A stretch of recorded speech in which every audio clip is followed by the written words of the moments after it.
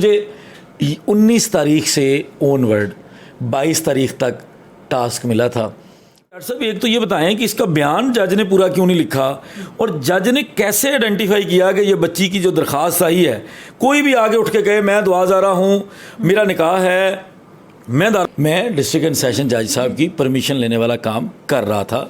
और ये भाई को बताना बड़ा ज़रूरी है कि अगर मैं वकील नहीं था तो आपने कोई कार्रवाई मेरे खिलाफ नहीं। बिस्मिल्लाहिर्रहमानिर्रहीम, अस्सलामुअलैकुम नाजरीन, मैं हूँ उज़मा और आप देख रहे हैं आपका चैनल स्ट्रॉन्ग उज़मा। नाजरीन, दुआज़ारा केस इंशाल्लाह बहुत जल्द ख़त्म भी हो जाएगा इंशाल्लाह और बच्ची अपने घर भी पहुँच जाएगी। मेरे साथ आज एक ऐसे वकील मौजूद हैं जो कि वकील नहीं हैं, लेकिन दुआज़ारा को कराची भेजने में सबसे बड़ा जो काम इन्होंने किया, एक दिन में ये हीरो बन गए। कैसे बने इनसे जानते हैं, क्योंकि इनका जो वकालतनामा है वो आज किसी जगह पे चैलेंज किया गया है कि ये वकील नहीं, लो देख लें आप खुद। तो हम इनसे बात करते हैं। पहले तो ये अपना इंट्रोडक्शन दें कि ये हैं कौन, और उसके बाद ये यूट्यूबर हैं, ये वकील हैं, और दुआज़ारा को फिर इन्होंने कराची कैसे पहुँचाया। अस्सलाम वालेकुम। वालेकुम अस्सलाम, कैसी हैं आप? अल्हम्दुलिल्लाह। अच्छा सर, मुझे ये बताएं कि आपका वकालतनामा आज चैलेंज किया गया है, तो काज़मी भाई ने आपको चुना कि आप फौरी तौर पे, यानी कि एक ही रात में ये फ़ैसला हुआ कि आपको चुना जाएगा। ये जिब्रान नासिर साहब ने जो लीड कर रहे थे इस टीम को, तो आपका वकालतनामा जो है पहले उसको चैलेंज किया गया, उसके बारे में बताएं। और उसके बाद दुआ ज़हरा, जिसको आपने खुद फिज़िकली देखा भी उस दिन जब आप गए थे दारुल मान, और वहाँ से कराची आपने उनको शिफ्ट किया, इस सारे कहानी के पीछे राज क्या है? आप चैम्बर के अंदर इकट्ठे भी खड़े थे किसी के साथ, यूट्यूब की कोई बात भी हुई थी, और वहाँ पे आप दोनों ने बहस भी की थी। जी, असल में वो मेरे एक वकील भाई ने किया है चैलेंज इस चीज़ को, और करवाया किसी के क्योंकि उसका अपना तो कोई प्लेटफॉर्म नहीं है, तो वो किसी के प्लेटफॉर्म से करवाया। अब जिसके प्लेटफॉर्म से करवाया है वो आप उसको जानती हैं, वो बोतल, उसको बड़ी तकलीफ़ है।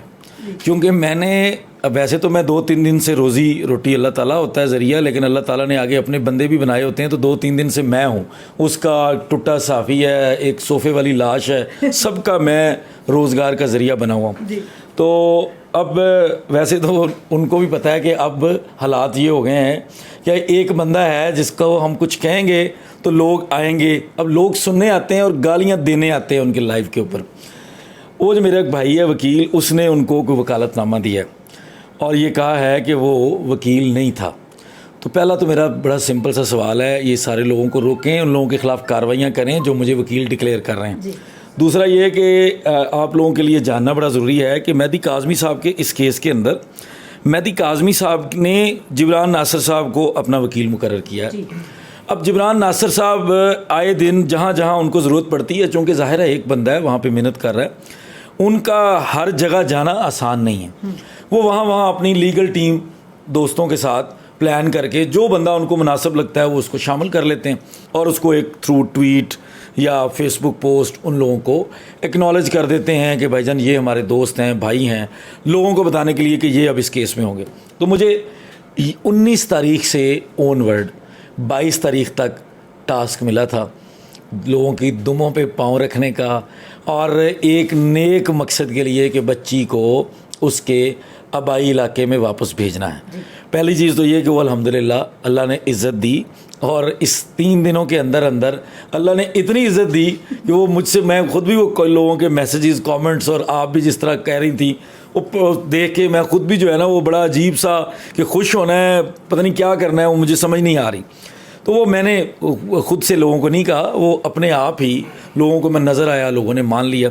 अब भाईजान कहते हैं कि मैं उसमें वकील नहीं था, तो भाईजान से पहले ये पूछना है कि जिसके आप वकील हैं वो तो वकील कर ही नहीं सकती, लिहाजा आप तो किसी खाते में हैं नहीं, आप किसी के भी वकील नहीं हैं। हाँ, उस वो माइनर है, वो माइनर है, आप तो किसी खाते में हैं नहीं। हाँ, आप बोतल के ज़रूर हैं, बोतल के अलावा आप किसी के वकील नहीं हैं, या सोफ़े वाली लाश के भी हैं, या टुट्टे साफ़ी के भी हैं जो कराची से बैठा है, आजकल तो वैसे भी मुंह धोने से बेजार है। तो वो इनके आप वकील हो सकते हैं, आप बच्ची के वकील नहीं हैं, क्योंकि आप मेरे भाई हैं। वकील तो मैं आपको कह रहा हूँ, मैंने आपको कभी जाली वकील नहीं कहा। तो दूसरा ये कि भाईजान जो आपने 2 दरख्वास्तें दी थी उन दरखास्तों को अहमद शेर ने कंटेस्ट किया, इसीलिए आप और मैं इकट्ठे रोस्टर पे खड़े थे, इसीलिए हम जज के चैम्बर में भी आपकी तसल्ली के लिए फ़ैसला सुनाने, आपको तसल्ली करनी थी, फिर जज साहब के पास चैम्बर में जाके कि जज साहब वाकई मैं फिर ना ही समझा। तो उस काम में भी आपके साथ जो बंदा खड़ा था आप वो बता दें वो कौन था। वहाँ पे भी आप कई बातें कर रहे थे कि मैं जज साहब के ख़िलाफ़ बात इसलिए करता हूँ कि प्रमोट करता हूँ, और बिल्कुल मैं इज़्ज़त से गले लगा के मिला हूँ। और आपने कुछ कहा था कान में क्या हाँ, मैंने कहा था कि मैं क्या उन ठीक है आओ। उसने कहा मैं जाके ज़रा पता कर लूँगा। मैंने कहा यार मैं बता तो रहा हूँ कि वही हुआ है वो जो होना था। तो वो मतलब वैसे मुझे लग रहा था कि he was ready for the decision, उनको उम्मीद यही थी। बहरहाल वो अंदर जाके उन्होंने फ़ैसले का पता किया और फिर हम भी चले गए अंदर दोबारा। ये सारा दिन की जो कार्रवाई थी ना, इसमें एक चीज़ में वो सिर्फ सच्चे हैं कि पहले हमने बहस की, उस वक़्त वो नहीं थे। जब उन्होंने बहस की मैं उस वक़्त भी केस का ही काम कर रहा था।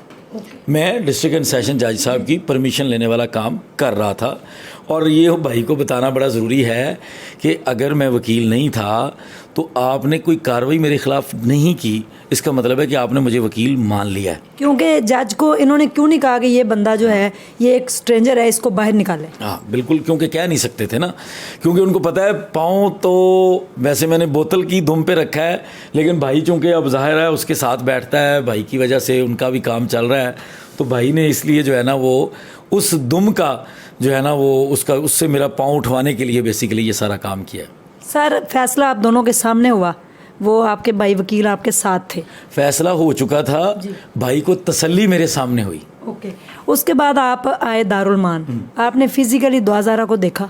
हाँ जी मैंने देखा बिल्कुल, क्योंकि मेरे अलावा बहुत सारे लोग मौजूद थे वहाँ और लोकल पुलिस भी थी, कुछ दोस्त साफ़ी भी मौजूद थे, क्योंकि वो एक बहुत सारा बड़ा गेट है, ओपन गेट। उन्होंने गाड़ी अंदर खड़ी की, बच्ची को उसके अंदर बिठाया, और गाड़ी भी आपको पता है कि सिंध पुलिस की बुलेट प्रूफ गाड़ी तो थी नहीं, उसके साइडों से भी गाड़ी ओपन थी, आगे से भी ओपन थी, पीछे से भी ओपन थी, साफ नज़र आ रहा था बच्ची बैठी भी है और बच्ची बैठती हुई भी नज़र आ रही है।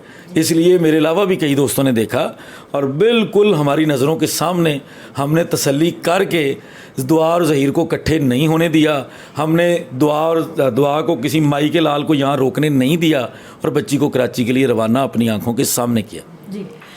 बच्ची को देख के आपको लगा कि शी वाज 17 या 18?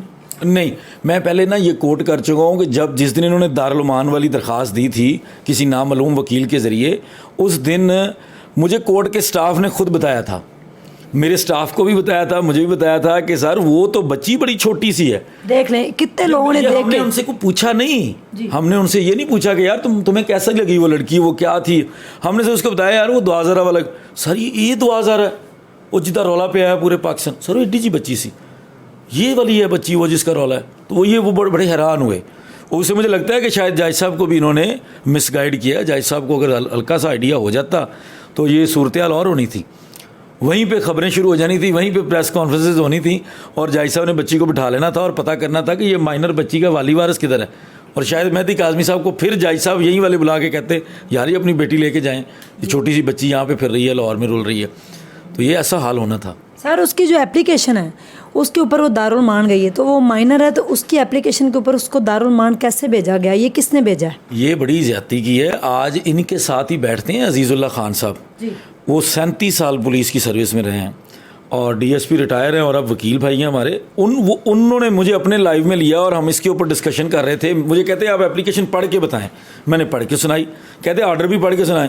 कहते जज साहब एक तो ये बताएं कि इसका बयान जज ने पूरा क्यों नहीं लिखा और जज ने कैसे आइडेंटिफाई किया कि ये बच्ची की जो दरख्वास्त आई है, कोई भी आगे उठ के कहे मैं दुआज़ारा हूँ, मेरा निकाह है, मैं दारुल मान जाना चाहती हूँ, मैं दाता दरबार रहती हूँ, मेरे घर सर पे छत नहीं है, तो जज ने ऐसे कैसे कर दिया। लेकिन वो जब फिर हमने ऑर्डर पढ़ा तो वो बज़ाहिर लग रहा है कि कोई प्रेशर किया है, किसी ने कोई इन्फ्लुएंस किया है वो, क्योंकि मैंने सुना है कि राय खुरम की इन्वॉल्वमेंट उस दिन भी थी, उसने आके ऑर्डर को करेक्शन करवाई है। मैंने आपको ऑर्डर दिखाया है, वाज़े लिखा हुआ है कि हस्बैंड से ख़तरा है। इसका मतलब पहले बच्ची ने कहीं बयान दिया है कि मुझे खावन से ख़तरा है, लेकिन बाद में वो चेंज करवाया गया। तो इसका मतलब है कुछ दाल में कुछ नहीं, दाल काफ़ी सारी काली हो चुकी है। तो वो बोला, तो "भाई, कुरकुरे और चिप्स नहीं के अलावा कुछ नहीं खाते। अब इतने कराची के रास्ते में पुलिस की मोबाइल में आपको इस तरह की चीज़ें तो नहीं ना मिलनी, इस तरह की चीज़ें नहीं मिलती। नहीं, वो जो आप बोतल नुमा यूट्यूबर का नाम लेते हैं ना, उन्होंने कहा था कि वो रो रही हैं दारुल मान के अंदर, वो कुछ खा नहीं रही, और मैंने उनके लिए काफ़ी चीज़ें पैक की और लेके जा रही हूँ। वैसे वो बहुत उसको ना कुछ चीज़ों का क्रेडिट देना चाहिए। वो आप हम सब लोगों से जल्दी उठ के मेकअप करती है। सुबह सुबह मेकअप करना बड़ा मुश्किल काम है, मेकअप करने के बाद रोना बड़ा मुश्किल काम है, और उसके बाद झूठ बोलना तो उससे भी बड़ा काम है। तो हमने भी इस तरह एक इलेक्शन एक दफ़ा लड़ा, तो हम इलेक्शन हार गए अपने इलाके में। तो इलेक्शन हारने के बाद मैंने वाले साहब को कहा कि फ़िक्र नहीं करनी, पुत्र वकील है तो हम चैलेंज करेंगे, हम जाने नहीं देंगे। तो मेरे वाले साहब ने कहा, पुत्र ये जो आज की रात ढोल बजा है ना, इस ढोल को वापस नहीं आप ला सकते, तो इसलिए हमने इस इलेक्शन को चैलेंज नहीं करना। तो इज़्ज़त से एक्सेप्ट कर लें। आपने जो दावे किए थे वो सारे बिल्कुल तबाह हो गए हैं। कोशिश करें इज़्ज़त से उसको एक्सेप्ट करें और बड़ा दिल करें, कोई मसला नहीं। कल को किसी और, वैसे भी आप लोगों का काम तो यही है, ये मेरे जाफरी दोस्त के लिए नहीं है, ये उन दोस्तों के लिए है। वो एक अगेन मैं नाम ले रहा हूँ, आपने चलाना है, वो सोफे वाली लाश, नहायत एक्सप्रेशन लेस किस्म का बंदा जो कहता खुद को साफ़ी है, और एक टुट्टा साफ़ी कराची वाला, उसके लिए, और उस बोतल नुमा के लिए। पहले मैंने तुम्हें खातून नुमा कहा था, तुम्हें सब ने कहा था, अब तुम्हें बोतल नुमा कह रहा हूँ, तुम्हें बोतल नुमा के नाम से याद किया जाएगा। और रात में, दिन में नाश्ता किए बगैर, खाना खाए बगैर इतना सारा काम करना, ये इनका ही काम था, और आगे भी इंशाल्लाह अच्छा ही होगा। अल्लाह हाफिज़।